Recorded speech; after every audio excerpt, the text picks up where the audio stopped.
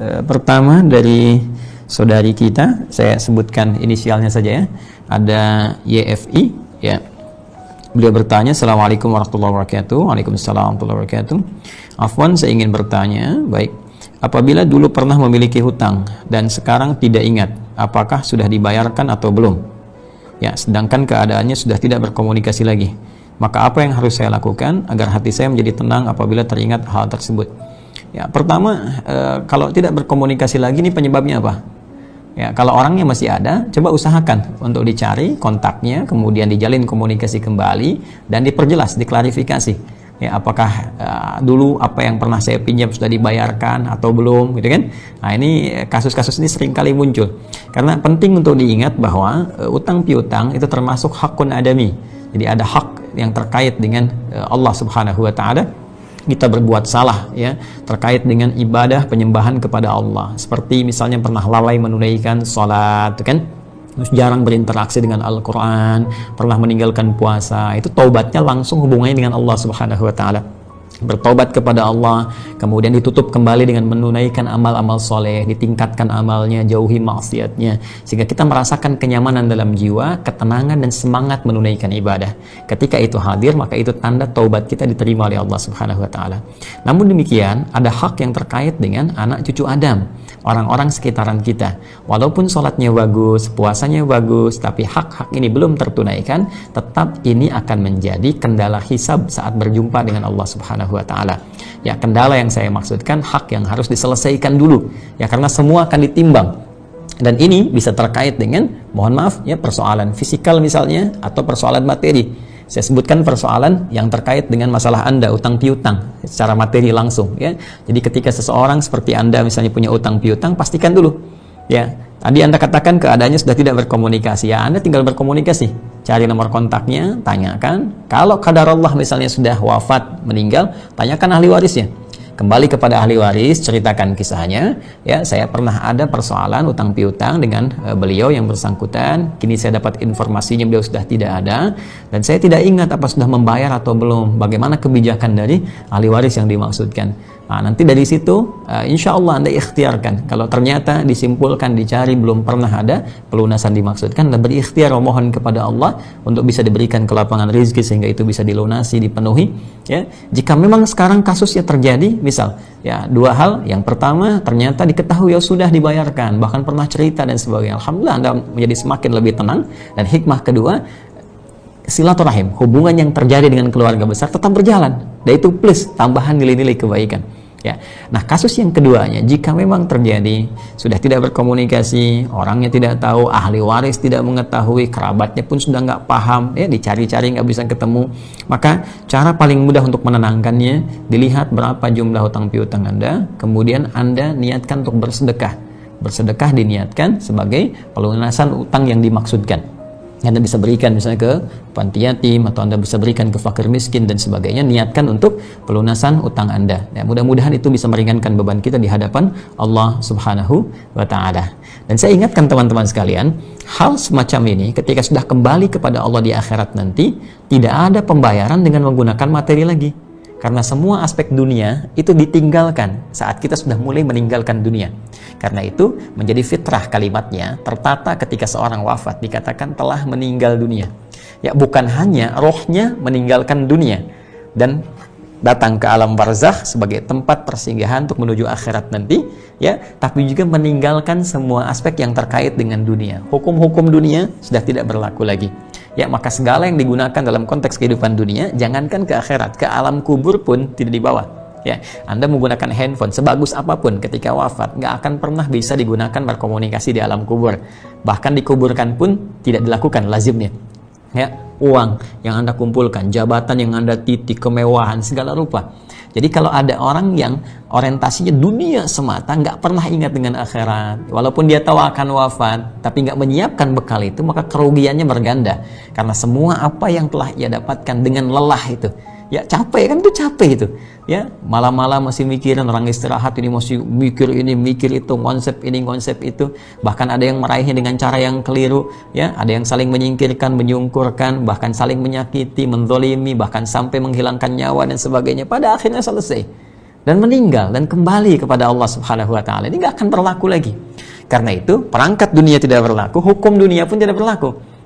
Ya, Anda pun yang ada dalam ranah hukum misalnya, ya, baik itu misalnya di kemasyarakatan, ya, semacam polisi dan sebagainya, di militer seperti tentara, di kehakiman, kejaksaan dan sebagainya, semua akan selesai dan pengadilan Allah yang berlaku. Nah, dalam konteks pengadilan Allah ini di akhirat berbeda dengan hukum dunia. Kalau di dunia utang disuruh oleh hakim bayar utangnya menggunakan bentuk yang sama, utang uang bayar uang atau aset kemudian disita misalnya dikalkulasikan sejumlah itu. Di akhirat tidak. Nggak ada uang lagi, nggak ada aset dunia lagi. Yang ada adalah kumpulan antara amal soleh, nilai satu kebaikan yang punya bekal akhirat. Nah, jadi perbuatan baik yang punya bekal akhirat itu disebut hasanah namanya. Hasanah, ya. Jadi kalau Anda mengerjakan perbuatan baik, seperti contoh, ya, saya berikan gambaran. Misal, nggak usah kita berbagi dengan orang lain dulu, untuk pribadi kita saja dulu, ya. Saya misalnya mau minum, ini sudah ada minuman, bisa, ya. Kemudian saya akan minum. Minum itu kan rutinitas, disebut amal, ya, kegiatan biasa. Tapi ketika Anda menggunakan, ya, gelas ini, minuman ini, diniatkan untuk ibadah kepada Allah. Dan Anda ucapkan Bismillahirrahmanirrahim. Kullu amrin dzi balin la yubda'u fi Bismillahirrahmanirrahim fahuwa abtar. Ya, setiap perbuatan baik yang tidak disertai dengan kalimat Bismillahirrahmanirrahim, maksudnya meniatkan segala hal karena Allah, maka terputus nilai pahalanya. Pengertian terbaliknya, ketika Anda minum, Anda ucapkan Bismillahirrahmanirrahim, lalu Anda minum, maka kegiatan minum ini bukan sekedar menjadikan rutinitas minum, tapi sekaligus tercatat bernilai pahala, ya, yang akan dibawa saat pulang menghadap Allah Subhanahu wa taala. Jadi timbangan bekal ini yang nanti akan ditimbang untuk mendapatkan rahmat Allah. Dengan rahmat inilah Allah menempatkan kita di surga terbaiknya dengan izin Allah Subhanahu wa taala. Nah, perbuatan tadi disebut hasanah namanya. Sekali dikerjakan perbuatan itu punya poin. Poinnya nilainya 10. Itu di Quran surah ke-6 Al-An'am ayat 160. Man jaa'a bil hasanati falahu asyru amthaliha. Siapa yang mengerjakan satu perbuatan punya nilai hasanah. Minum punya nilai hasanah. Lakukan karena Allah bismillah. Makan lakukan karena Allah bismillah. Kan? Baik. Ketika itu dikerjakan dicatat poinnya 10. Nah, bukan cuma catatan 1, 2, 3, bukan. Itu tinggi nilainya. Ya, kalau kita lihat ukuran standar saja, ya, kalau kita analogikan dengan hadis-hadis lain tentang keutamaan datang ke masjid misalnya, dapat 25 walaupun belum mengerjakan apapun, baru datang dengan niat ibadah dituliskan 25. Di hadis Muslim itu jarak 1 ke 2-nya 500 tahun, 2 ke 3 500 tahun, 3 ke 4 500 tahun. Ini jadi setiap kita mengerjakan perbuatan tinggi nilainya. Kalau 10 jarak 1 ke 2 500 tahun, 2 ke 3 500 tahun, 3 ke 4 500 tahun. Demikian seterusnya. Ya. Dan nilai itu bukan sekedar dituliskan 10 poin, tidak. Tapi nanti Allah berikan keberkahan di balik minuman itu. Jadi ketika Anda minum Bismillahirrahmanirrahim, Anda minum misalnya, dituliskan pahala dan di air itu diberikan keberkahan. Ya, berkah itu ziyadatul khair, bertambah nilai manfaat kebaikannya.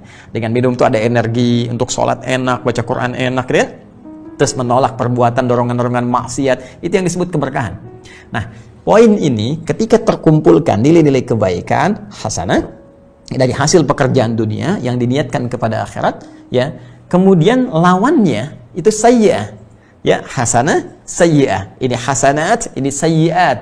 Nah, sayyi'at ini perbuatan-perbuatan buruk, ya, boleh jadi karena maksiat yang dikerjakan, maksiat dari dorongan nafsu atau godaan setan dan sebagainya, ya kan? Jadi ketika seseorang misalnya betul minumnya, tapi hasil itu digunakan dari hasil yang tidak dibenarkan, hasil korupsi misalnya, ya kan? Hasil mencuri, hasil membegal, ya, hasil merampok dan sebagainya digunakan, ya, atau perbuatan-perbuatan langsung, apakah mencela orang lain misalnya, atau menyakiti orang lain, merampok, membunuh, korupsi, itu dituliskan tuh keburukannya. Nanti ditimbang. Nah, maka terjadilah satu persoalan yang disebutkan nanti di hadis Muslim, riwayat sahabat Abu Hurairah radhiyallahu taala anhu, bahwa nanti satu kali di hari kiamat akan didatangkan umat Rasulullah sallallahu alaihi wasallam. Hadisnya disebut dengan hadisul muflis, ya, hadis orang yang bangkrut, menerangkan tentang orang bangkrut. Ya. Al-muflis. Ini kurang lebih begini. Nabi sallallahu alaihi wasallam satu kali beliau sedang duduk berdiskusi ringan dengan para sahabat, lantas kemudian bertanya. Ya, kata beliau, atadrunal muflis, bima makna, tahukah kalian orang-orang yang bangkrut itu? Tahukah kalian orang dihukumi bangkrut itu? Qalu, mereka berkata, al-muflisu, ya, orang bangkrut menurut kami itu mala dirhamalahu wala mata'. Orang yang sudah tidak punya 1 dirham pun, uang sudah tidak ada, aset pun tidak punya. Ya, jadi uang sudah tak ada, aset tak punya. Secara ekonomi logis, ya, logis sekali. Ya, tapi apa yang terjadi? Nabi meluruskan persepsi itu, bukan dalam konteks keduniaan, tapi konteks keakhiratan. Al-muflisu min ummati, kata Nabi, orang muflis dari kalangan umatku itu. Hati-hati, tolong garis bawah ini. Nabi tidak menyebutkan umatnya Isa alaihissalam atau umatnya Musa alaihissalam, tapi beliau memberikan isyarat min ummati. Jadi ada orang mengaku umatnya Nabi Muhammad Rasulullah SAW, tapi dihukumi bangkrut oleh Nabi SAW. Ya, ya'ti yaumal qiyamati bi salatin wa siyamin wa zakatin. Ya, datang dia di hari kiamat nanti dengan pahala-pahala salat yang pernah ia kerjakan. Dia salat, kan? Puasa, dia puasa. Ramadan dia ikut puasa, kan? Zakat, dia tunaikan zakat, kan? Baik. Ada orang yang hartanya melebihi batas nisab, kemudian ya setelah selesai haul dia keluarkan zakatnya, dia kelihatan salat, dia puasa juga. Wa yati qad syatama hadza. Cuman sayang, ya, dia pun punya aktivitas di dunia, senang mencela, kan? Wa qadhafa hadza, senang menuduh, kan? Kemudian wa daraba hadza, senang berselisih, kan? Sampai menyakiti, kan? Awas, hati-hati nih yang tawuran dan sebagainya, awas, hati-hati, ya. Kemudian wa safaka dama hadza, dan pernah menumpahkan darah. Ya, menumpahkan darah. Menumpahkan darah dalam konteks di sini membunuh, kan, dan sebagainya dan sejenisnya. Tuh, qadhafa hadza, dan wa syatama hadza, qadhafa hadza, wa daraba hadza, wa safaka dama hadza. Maka apa yang terjadi? Nah, maka diambillah yang baik-baik itu, tu'khadhu hadza min hasanatihi wa hadza min hasanatihi. Maka nanti akan dihukumi kalau seseorang pernah dia berbuat misalnya di dunianya salat, dapat hasanah nih, ya, per poin misalnya. Tapi juga dia misalnya suka mencela. Maka akan diambil pahala salatnya, ditutupkan kepada celaannya. Nah, hati-hati nih, ini ada 1, ini ada 1. Maka nutup nih, kosong. Ya kan? Kemudian wa tu'khadhu hadza min hasanati wa hadza min hasanati, ya. Nah, ini diambil lagi kebaikannya, tutupkan lagi pada keburukannya. Nah, ini puasa nutup ketuduhan misalnya, kan? Zakat nutup ke berselisih. Berselisih itu kan nanti ujung-ujungnya sama-sama juga. Perselisihan itu, teman-teman sekalian, pasti akan dimanfaatkan oleh setan, diprovokasi untuk mengeluarkan ya hal-hal lebih buruk lainnya. Dalam perselisihan pasti ada caci maki, pasti ada celaan, nambah lagi tuh. Ya, pasti ada sesuatu yang lebih buruk lagi setelah itu, ya. Karena itu, ini misalnya terjadi, diambil ini, keluarkan ke sini. Fa in faniyat hasanatuhu, hadisnya berkata, jika habis semua potensi kebaikan ini, sudah kosong nih, nggak ada. Tersisa ini. Ya, pernah menumpahkan darah, bunuh orang, nggak tobat apa dan sebagainya, yang korupsi itu kan, dan sebagainya, bahkan korupsi dalam kondisi yang sangat memprihatinkan, orang sedang butuh sesuatu masih dikorup juga misalnya, kan, dan sebagainya, tersisa, ya. Nah, ini persoalannya apa? Maka diambillah dosa-dosa orang yang dizalimi di sini. Ya. Jadi ini menarik ini. Diambil dosa, karena ini nggak bisa nutupin lagi, maka caranya diambillah dosa-dosa orang yang dizalimi ini. Kalau dalam konteks pertanyaan Anda tadi, misalnya utang nih, ada hutang kan? Nah, ini udah nggak bisa nutupin. Nggak bisa nutupin. Ini kalau dalam konteks masih ada amal, ini amalan kita yang baik di sini ditutup ke sini. Karena kita masih punya utang nggak bisa dibayar oleh harta, maka dibayar oleh amalan kita. Tapi yang punya banyak maksiat, ini udah nggak nutup, masih ada ini. Maka orang-orang yang pernah dizalimi di dunianya, pernah dicela misalnya, maka kalau sudah nggak nutup lagi, dosa-dosa orang yang dicela ini, dosa. Ini si A misalnya, ini si B. Maka dosa-dosa si B sesuai dengan kadar dosa yang terjadi di sini, akan diambil, ditimpakan kepada orang ini. Sehingga yang ini dikurangi dosanya, yang ini semakin bertambah. Faturiha finnar. Maka karena semakin banyak ini, ya terkumpulkan keburukannya, maka dilemparkanlah ya ke dalam neraka. Karena itu, saya sering katakan, nilai kebaikan kita sebagai bekal menuju Allah Subhanahu wa Ta'ala itu seringkali ditampilkan oleh Al-Quran dengan bahasa takwa. Takwa. Di semua puncak kebaikan-kebaikan ini, itu sering oleh Al-Quran dikristalisasikan dalam bentuk satu diksi, yaitu takwa. Karena itu salat bagian dari takwa. Dalikal kitabu la raiba fihi hudal lil muttaqin alladzina yu'minuna bil ghaib wa yuqimunas shalah. Ini puasa bagian dari takwa, ya kan? La'allakum tattaqun. Ya ayyuhalladzina amanu kutiba alaikumus shiyam kama kutiba alal ladzina min qablikum la'allakum tattaqun. Demikian zakat juga termasuk infak di dalamnya. Ya Al-Baqarah ayat 3 kan setelah salat infak. Ya wa mimma razaqnahum yunfiqun. Haji, umrah, takwa. Al-Baqarah ayat 197 wa tazawwadu fa inna khairaz zadi takwa. Jadi puncak semua ini takwa. Nah, takwa itu ketika kita detilkan kembali, secara singkat ternyata dibagi dua bagian. Ya, terkait amal solehnya. Ada yang terkait hubungan dengan hablu minallah secara vertikal. Ya. Yang kedua hablu minan nas secara horizontal. Jadi ternyata orang-orang takwa itu disebut baik. Yang pertama, ya, dia punya sayap pertama, ya. Apa sayap pertama ini? Dia punya hubungan yang baik secara vertikal dengan Allah Subhanahu wa taala. Salatnya rajin, bahkan tahajud pun dia coba untuk tunaikan, dengan bacaan Al-Qur'annya, nilai-nilai kebaikannya, hubungan dengan Allah sebagai tanda penghambaan kita kepada Allah Subhanahu wa taala. Ini contohnya di Quran surah ke-51 Adz-Dzariyat dari ayat ke-15 misalnya, ya, sampai ayat ke-17. Innal muttaqina fi jannatin wa 'uyun, ya, akhidhina ma atahum rabbuhum innahum kanu qabla dzalika muhsinin. Ya, sungguh sebagian orang-orang takwa nanti, orang-orang takwa, ya, ada yang ditempatkan oleh Allah di taman surga. Mereka akan mendapatkan anugerah yang telah Allah janjikan, langsung mereka dapatkan. Ya, dan sungguh ketika di dunia mereka termasuk orang ihsan. Ya, orang muhsin itu orang ihsan. Ihsan itu apa? Anta'budallaha ka'annaka tarah. Kau menjadikan aktivitasmu sebagai ibadah kepada Allah Subhanahu wa taala. Ya, seakan-akan kau selalu merasa diperhatikan oleh Allah Subhanahu wa taala walaupun kau tak mampu melihatnya. Ya, ihsan. Maka salat merasa dilihat oleh Allah, takut kalau salatnya enggak khusyuk, takut kalau salatnya bacaannya enggak bagus, maka dia belajar bacaan salat, belajar memahami. Itulah ihsan. Nah, ini. Pun demikian yang ini ada di Quran misalnya surah ketiga Ali Imran ayat 133 sampai 134. Ya, wasari'u ila maghfiratin min rabbikum wa jannatin 'arduhas samawati wal ardu u'iddat lil muttaqin. Takwa lagi. Bergegaslah Anda untuk berevaluasi diri, ya kan? Untuk mendapatkan ampunan Allah Subhanahu wa taala. Setelah itu bercita-citalah untuk bisa mendapatkan anugerah tertinggi ketika kembali pada Allah, yaitu surga yang disiapkan seluas langit dan bumi untuk orang-orang takwa. Nih, apa amalannya saat di dunia? Ternyata yang kedua ini adalah sayap selanjutnya. Alladzina yunfiquna fis sarra'i wad-dharra wal kadhimina al-ghaidha wal 'afina 'anil nas. Kan? Wallahu yuhibbul muhsinin. Muhsin lagi disebutkan. Ya, kata Allah, yaitu orang-orang yang gemar berbagi dalam kehidupan, sanggup menahan amarah, kan? Dan memaafkan kesalahan orang-orang ketika mereka meminta maaf. Dan Allah mencintai orang-orang yang berbuat baik. Jadi, yang ini hablum minallah, yang ini hablum minan nas. Dua bagian inilah yang mengantarkan ridha Allah Subhanahu wa taala. Jadi jangan sampai nanti ada yang rajin salat, kan? Atau bahkan rajin ta'lim, berangkat ta'lim, materi banyak segala rupa, tapi juga senang mencela orang lain, senang berselisih dengan orang lain. Nah, itu ta'lim apaan? Ya kan? Jangan sampai kita ingin mendekat kepada Allah tapi juga dengan cara melanggar syariat Allah. Itu keliru, ya? Baik, demikian seterusnya teman-teman sekalian. Karena itu saya menganjurkan, ya, tetap apapun yang kita raih dalam prestasi dunia belum tentu menentukan prestise kita di hadapan Allah Subhanahu wa taala.